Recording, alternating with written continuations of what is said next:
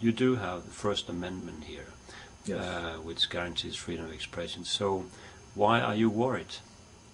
Well, I think that you always have to be worried, and I think particularly when the First Amendment we have and the constitutional rights that we have were designed in a pre-technology era, and they didn't anticipate the impact of technology, broadcast technology in particular, and we see that technology owned in fewer and fewer hands and a greater concentration of control. I think it's a legitimate issue to be concerned about. People can only, the mind of a human being is only filled with what they hear and see. And if what they hear and see is controlled by a small number of hands, then that's a dangerous environment, I think. So you're talking about corporate censorship in a way? Yes, corporate censorship, or I call it censorship of the marketplace.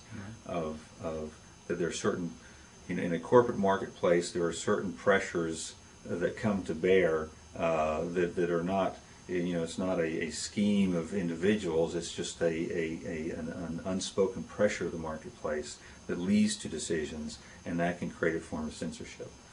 When you started Music Road Democrats, what were your intentions of doing it? Why did you do it?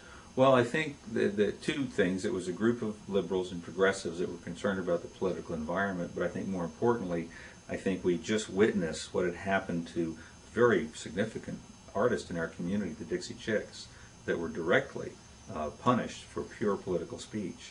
And that was an alarming thing to us. And I think there was a sense of collective shame that our community didn't come to their defense when that event was occurring.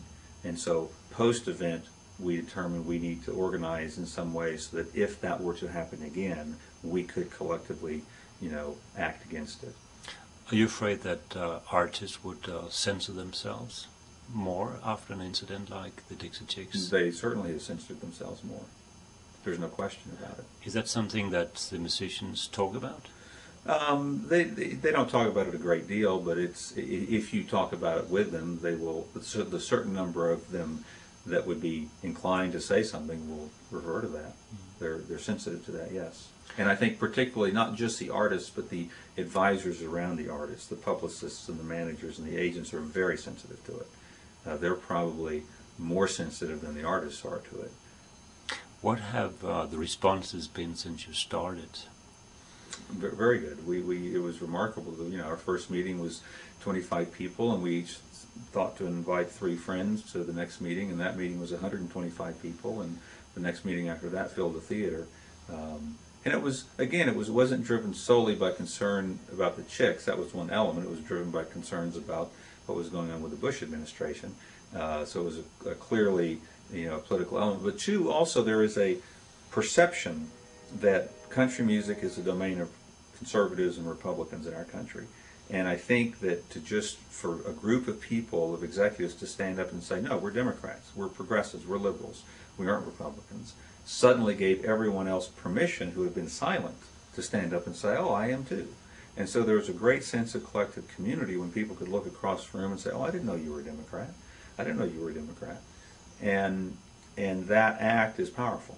And so people really responded to that, and it was an energizing thing for people who were progressives. If we look about 40 years back, musicians were involved in many political activities in the U.S. In the days of the protest against the Vietnam War, in all kind of situations, ecology and whatnot. Has the music industry, do you believe it's become so economically oriented that more musicians hesitate to take up these issues? Yes, I do. I think it's to the point. I think the broadcasters who disseminate and promote music generally, don't feel like their listeners are oriented that way, and they don't tend to broadcast that kind of music. Now, it doesn't mean it's not being created. It is being created.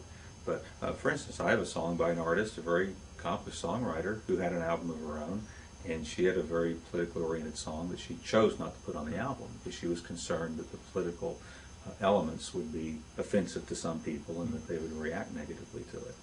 Is it important that one or two major names stand up and speak for the right of freedom of expression? It's absolutely important, because the major names have the economic security, the economic cushion to absorb any blows they may take from the marketplace. And they have, I believe, a responsibility of leadership.